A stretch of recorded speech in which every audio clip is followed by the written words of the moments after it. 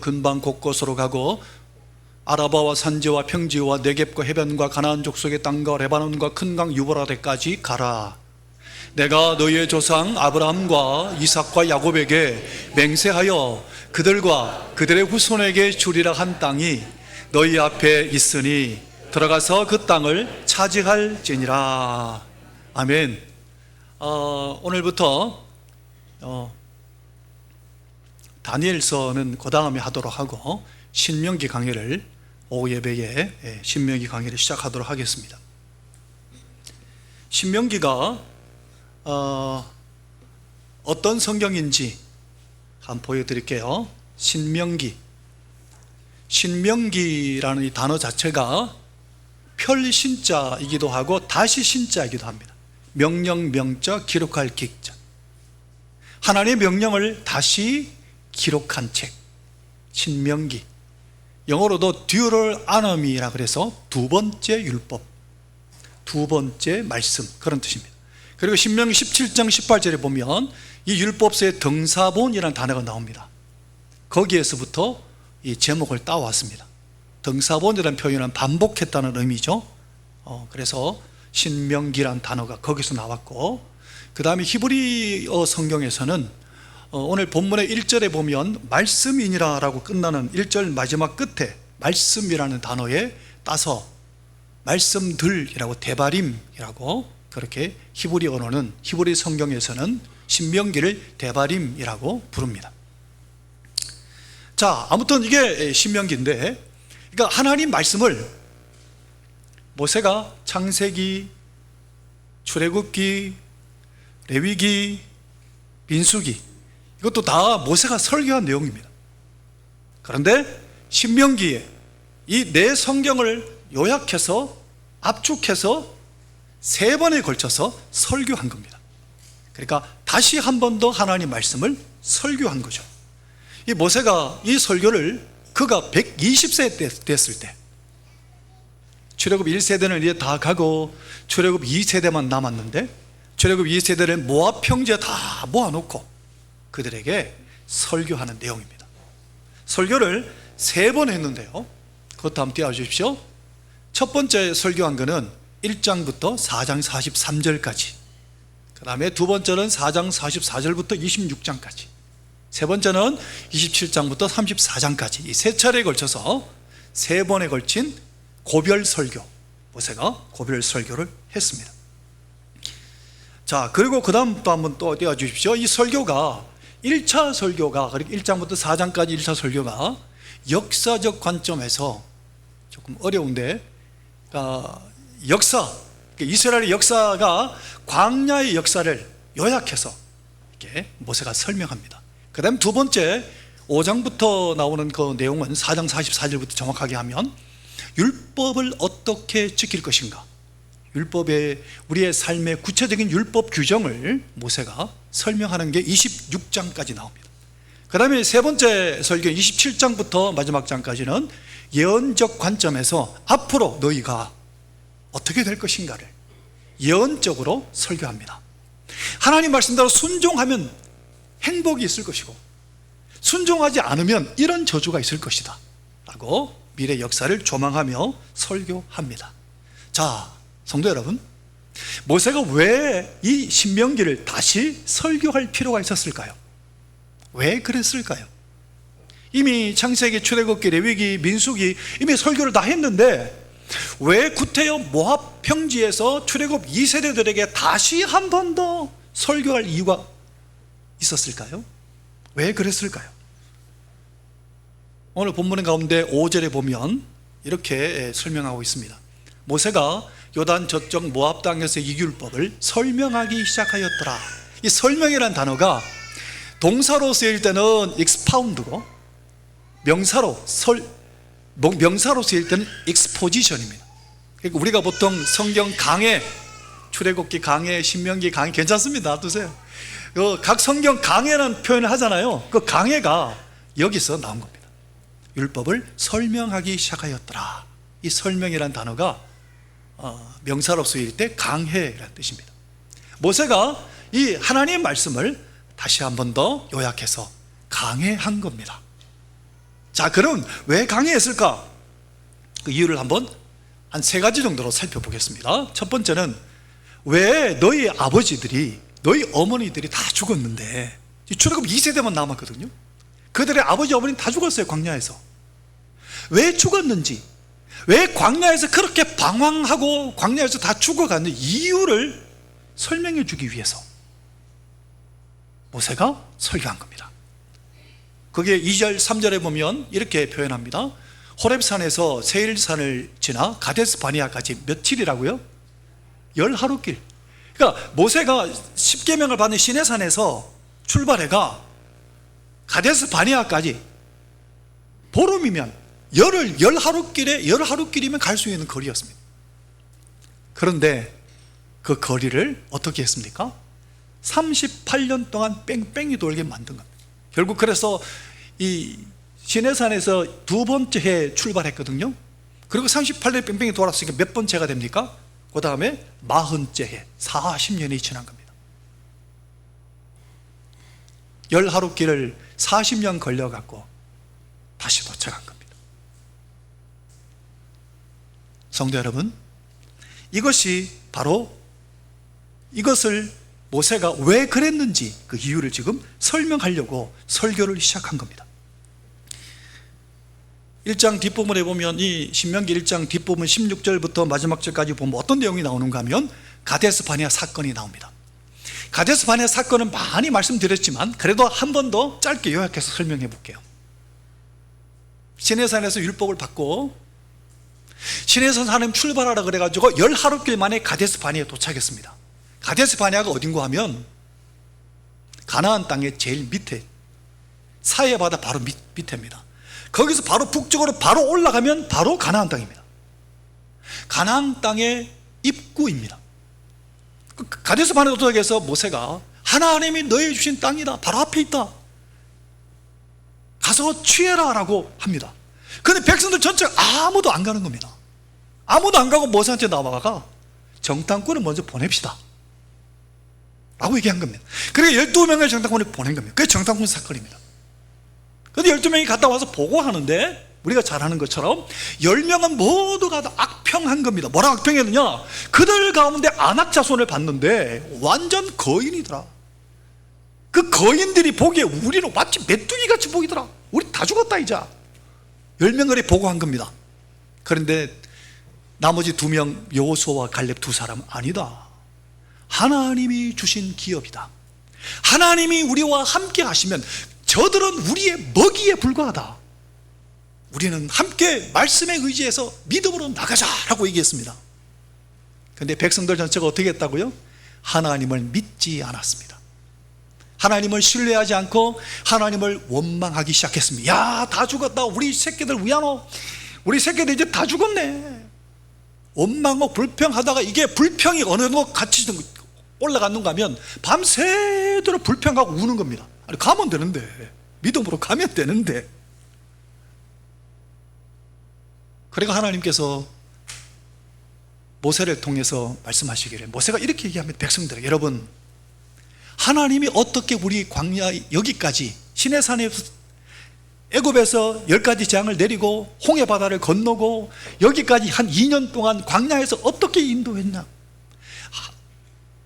아버지가 아들을 품에 안고 가듯이 하나님이 우리를 안고 여기까지 오지 않았느냐? 왜 걱정하느냐? 믿음으로 올라가자. 그리고 여호수아와 갈렙도 같이 일어나서 분열하게 일어나 백성들을 권고하는데 어떻게 했습니까? 백성들이 돌을 들어서 모세와 여호수아와 갈렙을 쳐 죽이려고 달려들었습니다. 그때 하나님의 영광이 임하셔서, 모세야 비켜라, 내가 다 죽여버리겠다, 다 죽여버리고 너를 통해 새로운 인류를 만들겠다. 모세가 하나님 앞에 용서해달라고 구하니까 하나님이 말씀하신 게 무엇이었습니까? 그들이 불평한 그대로, 그들이 40일 동안 가나안 땅을 정탐했는데 하루를 1년으로 쳐서 40년 동안 이들을 광야에 뺑뺑이 돌리겠다. 그러면서 하시는 말씀이, 이들을 내가 광야에서 다 쳐 죽이겠다. 근데 그 중에 딱 두 사람만 남기겠다. 여호수아와 갈렙은 내 말씀대로 믿었기 때문에 두 사람은 내가 남겨두고, 모세 너도 아론 너도 광야에도 너희 생이 끝날 것이다. 가나안 땅에 못 들어가게 하겠다. 그 내용이 오늘 신명기 1장 16절에서 마지막 절까지 그 내용을 쭉 기록하고 있습니다. 모세가 지금 제가 했는 이야기를 모세가 이야기합니다. 왜 이렇게 얘기합니까? 아버지 어머니들처럼 출애굽 1세대처럼 그렇게 불신앙하고 불평하고 원망하지 말라고, 그걸 교훈으로 삼으라고, 그것을 알려주기 위해서, 왜 광야에서 40년 방황했는지 이유를 가르쳐주기 위해서 신명기를 내가 이 말씀을 다시 선포하노라 모세가 이야기하는 겁니다. 사랑하는 성도 여러분, 오늘 우리의 삶도 혹시 그렇지는 않습니까? 빨리 갈 수 있는 길인데 말씀대로 가서는 벌써 도착했을 텐데 불평하고 원망하고 하나님 불신하고 원망하니까 계속 뺑뺑이 돌고 있지 않습니까? 여전히 광야를 방황하고 있지는 않습니까? 또 이 광야 얘기를 한 이유가 두 번째 의미가 있는데, 아니요, 이건 아직 아니고 또 어떤 의미가 있는가 하면, 광야에서 이들이 방황하는데 광야의 방황 때문에 출애굽 2세대들에게는 이게 훈련이 된 겁니다. 40년 동안 매일 모세가 설교했거든요. 매일 설교하면서 그들에게 계속 말씀을 전하니까 실제로 말씀대로 순종하지 않았던 아버지 어머니 죽는 것을 보면서 출애굽 2세대들에게는 연단이 된 겁니다. 훈련이 된 겁니다. 40년 동안 이들에게는 훈련시키기 위한 하나님의 주권적인 섭리가 숨겨져 있음을 모세가 설교합니다. 성도 여러분, 우리나라 이 조선시대 만렵에 참 하나님께 감사한 것은 이 조선의 땅에 어떤 역사가 일어났습니까? 선교사님들이 이 땅에 방문했다는 겁니다. 이 땅에 1885년에 이 땅이 하나님 말씀이 증거되고 선교사님들이 이 땅을 방문해서 이 땅에 복음을 심었습니다. 그리고 뭐가 찾아왔습니까? 36년 동안 일제 강점기가 닥쳤습니다. 만약 복음이 없었다면 아마 우리나라는 망했을 겁니다. 일제 만렵에 이 구한말에 일제가 어떻게 했습니까? 글자를 없애려고 얼마나 노력했습니까? 글자 없애려고, 우리나라 한글 없애려고. 그런데 각 교회마다 목사님들이 뭐 했습니까? 성경을 가르쳤습니다. 우리 한글을 가르쳤습니다. 하나님의 말씀으로 한글을 살려냈습니다. 언어를 빼앗기지 않고 오히려 문명을 깨우쳤습니다. 설교함을 통해서. 주기철, 손양원, 길선주, 최건능 같은 위대한 말씀 사역자들 때문에 이 땅이 건재할 수 있었습니다. 그 다음 이제 이 두 번째 띄워주십시오. 왜 신명기를 설교했느냐? 두 번째는 이미 시작된 승리를 가나안까지 계속 지속해 가기 위해서. 이미 시작된 승리가 뭐냐? 그게 뭐냐면 4절에 나옵니다. 4절 말씀 같이 읽어볼까요? 그때는 시작. 그때는 모세가 헤스본에 거주하는 아모리 왕 시혼을 쳐 죽이고 에드레이에서 아스타롯에 거주하는 바산 왕 옥을 쳐 죽인 후라. 이게 무슨 얘기인가 하면, 요단강이 이렇게 있습니다.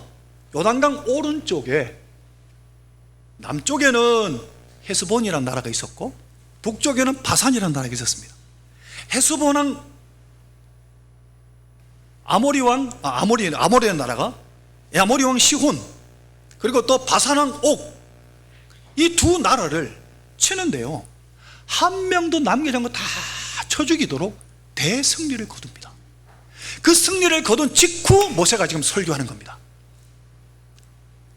방금 거둔 승리처럼 가나안 땅에 들어가서도 지속적으로 승리하게 하기 위해서, 이 자그마한 전쟁에서 승리한 것을 토대로 가나안 땅 정복 전쟁도 승리하게 하기 위해서 모세가 이 신명기 설교를 한 겁니다.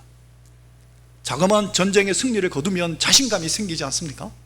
그 자신감으로 계속되는 가나안 전쟁 전투에 이기고 이 승리를 지속시키기 위해서 모세가 이때 작은 승리를 거둔 요단강 동쪽의 두 나라를 정복한 후에, 직후에 이 설교를 다시 하게 된 겁니다. 여러분, 그 바산 왕 옥과 그리고 아모리 왕 시혼 그 나라를 정복한 내용은 민수기 21장에 자세하게 나오는데요, 민수기 21장을 보면 아니요, 제가 띄울 때 띄우셔도 되는데 미리 안 띄우셔도 되겠어요?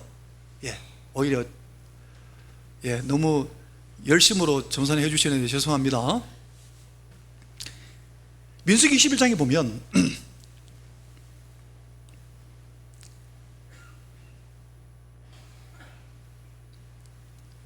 요단강 동쪽의 두 나라를 정복하는 내용이 나오는데,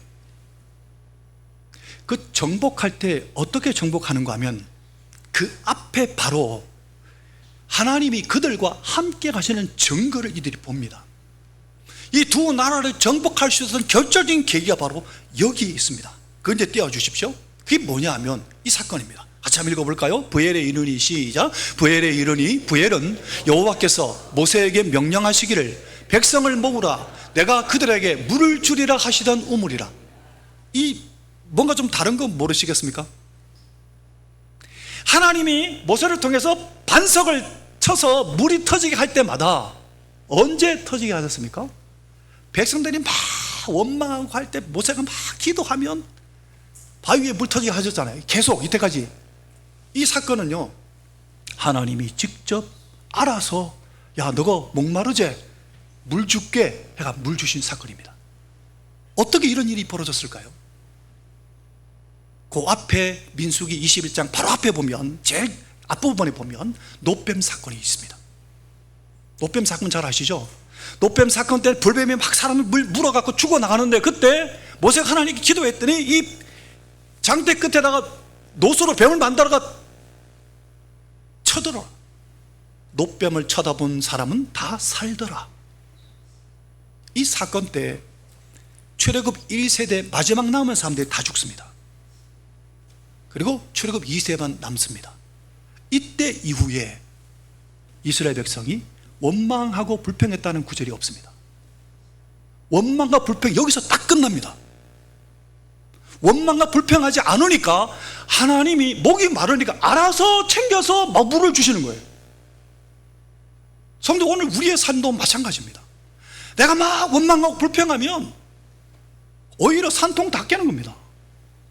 그냥 묵묵히 하나님을 바라보고 살아가면 하나님이 알아서 다 챙겨주시는데, 이거를 이 백성들이 경험한 거예요. 출애굽 2세대가. 그때 이후로 원망하고 불평했다는 구절이 없습니다. 사라져버립니다. 거기서 힘을 내어서 요단강 동편의 두 나라를 정복한 겁니다. 이들의 믿음이 자란 겁니다. 노뱀 사건을 통해서 온전히 전폭적 하나님을 신뢰하기 시작한 겁니다. 출애굽 2세대, 출애굽 1세대가 걷지 못한 새로운 길을 걷기 시작한 겁니다.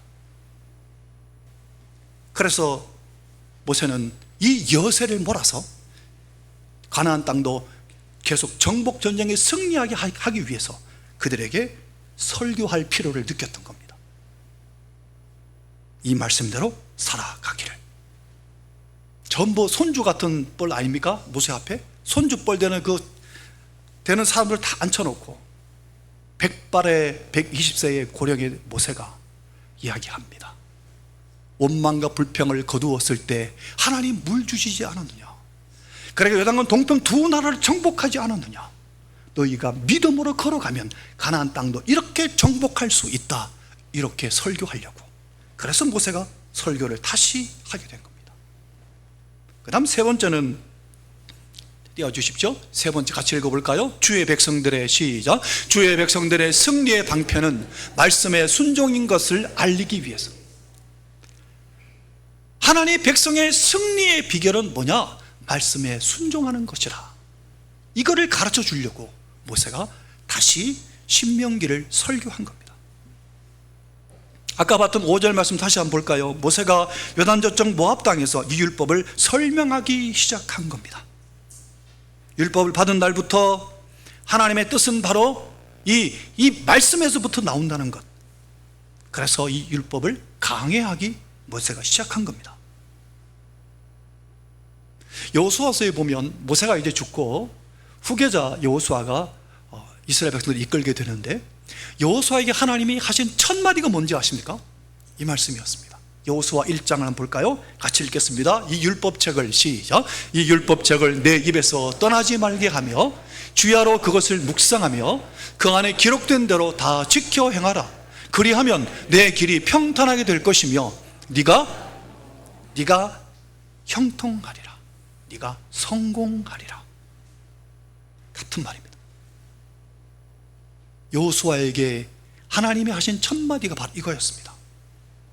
말씀에서 떠나지 말고 말씀대로 살아라. 그러면 네가 형통하리라. 이스라엘 나라가 성공하리라 라고 말씀하셨습니다. 성도 여러분, 히브리인들이 전 세계 0.25%밖에 안 되는데 노벨상이 25%, 최근에 30%를 하더라고요. 그 얘기는 우리가 너무나 잘 알고 있습니다. 근데 어느 나라든 간에 참 희한하게도 유대인 커뮤니티가 조성된 곳에는 번영과 축복이 있습니다. 그래서 학자들이 그것을 연구해 봤습니다. 이들에게 뭔가 숨겨진 비밀이 있을 거야. 찾아보니까 그들이 있었던 전통적인, 그들만의 전통적인 학습법이 있는데 그게 뭐냐? 하브루타라는 학습법입니다. 유대인들의 전통적인 학습법을 찾아내서 하브루타라고. 하브루타가 뭐냐 하면 성경을 앞에 갖다 놓고 모세오경을 앞에 갖다 놓고 모세오경하고 탈무드 앞에 갖다 놓고 두 사람이 서로 마주보고 말씀 한 구절 한 구절 갖고 서로 토론하는 겁니다. 막 싸우려고 하는 게 아니라 토론으로, 이거 무슨 의미이지? 저거는 뭐지? 서로 질문하면서 끊임없이 토론한답니다. 거기서 창의적인 교육이 거기서 생겨나고 거기서 성공의 원인이 되었다고 학자들이. 특히 이 유대인들의 교육법 가운데 하브루타 방법 중에 하나가 13세가 되면 성인식을 하게 되는데 13세가 되면 13세가 된 성인이 된 아이가 뭘 해야 되는지 아십니까? 필수로 해야 되는 게 모세오경을 암송한답니다. 모세오경을 암송하는 게 필수고 그 다음에 모세오경을 갖다 놓고 그걸 가지고 토론하는 겁니다. 근데 이 토론하는데 어떤 정신을 갖고 토론하는가 하면 이걸 후츠파 정신이라고 한답니다. 후츠파 정신. 후츠파 정신이 뭐냐 하면 앞에 대통령이 있어도 전혀 내가 감히 말할 상대가 너무 이렇게 존귀한 분 앞에 앉아 있다 할지라도 자신 있게 질문을 한답니다. 당당하게. 후츠파라는 단어 자체가 뻔뻔함, 당당함 그런 뜻입니다. 당당하게 상대가 누구든지 자유롭게 질문하고 자유롭게 듣고 자유롭게 대답하고 자유롭게 서로 토론하는, 이게 후츠파 정신이란다. 자식 머리에 피도 안 마른 게 이 자식이 이렇게 하지 않고 어떤 이야기는 다 들어주는 겁니다. 서로가 상대방이 어른이고 아이고 간에 상관없이 신분의 고하를 막론하고 서로가 대화를 주고받는 겁니다. 이게 후츠파 정신이랍니다. 그래서 여기서 오늘날 스타트업 기업하는 스타트업 정신이 바로 여기서부터 나왔다고 한답니다. 성도 여러분, 어쨌든 이 하브루타와 후츠파 정신, 여기서 우리가 배울 점은 뭡니까? 하나님의 말씀을 암송하고 하나님의 말씀을 자꾸 묵상하고 주고받고 토론하고 그 말씀대로 사는 겁니다. 어려서부터. 그러니 하나님 복을 안 주시겠습니까? 세계 모든 민족 위에 뛰어나게 하지 않으시겠습니까? 신명기 28장에 약속하셨잖아요. 오늘 출애굽 2세대에게 모세가 8절과 같이 이야기합니다. 같이 읽어볼까요? 본문 8절. 내가 너희의 조상 아브라함과 이삭과 야곱에게 맹세하여 그들과 그들의 후손에게 주리라 한 땅이 너희 앞에 있으니 들어가서 그 땅을 차지할지니라. 모세가 이 말을 마지막으로 남깁니다. 너희 조상 아브라함과 이삭과 야곱에게 주신 약속하신 땅이다. 그 땅을 차지하라. 신명기 6장에 보면 모세가 설교 중에 이런 이야기를, 중요한 얘기를 하나 합니다. 같이 읽어보겠습니다. 신명기 6장 26, 23, 24절 시작. 우리 조상들에게 맹세하신 땅을 우리에게 주어 들어가게 하시려고 여호와께서 이 모든 규례를 지키라 명령하셨으니 이는 우리가 우리 하나님 여호와를 경외하여 항상 복을 누리게 하기 위하심이며 또 여호와께서 오늘과 같이 살게 하려 하심이라. 신명기 말씀을 하나님이 말씀을 주신 이유가 뭐냐? 이 명령대로 살아라가 말씀하신 이유가 뭐냐? 뭐라고 말씀하십니까? 복받게 하기 위해서. 여호와를 경외하여 항상 복을 누리게 하기 위하심이라. 말씀대로 순종하는 것이 내가 복받는 비결이다. 그것 때문에 신명기를 설교하노라. 이 말씀대로 살아가서 복을 받아 누리기를 바란다 라고 이야기하는 겁니다.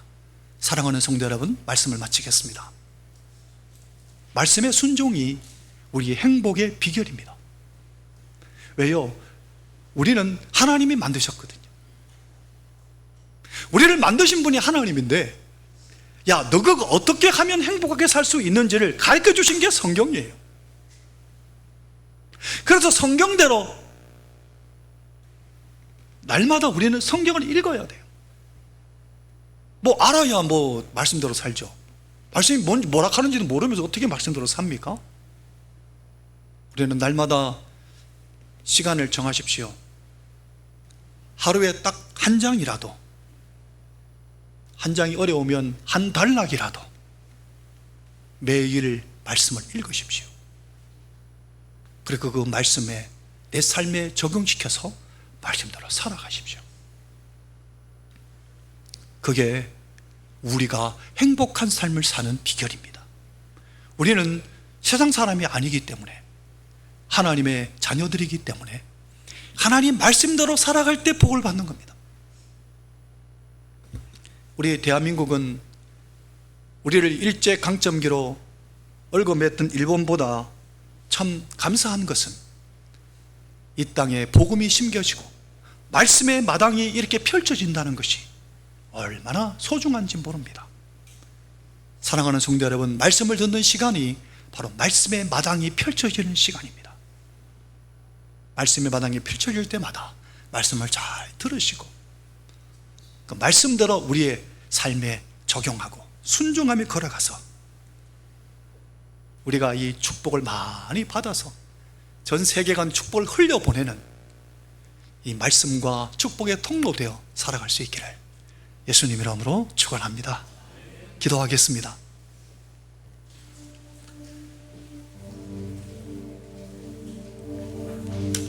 오늘 내게 하신 말씀 붙잡고 함께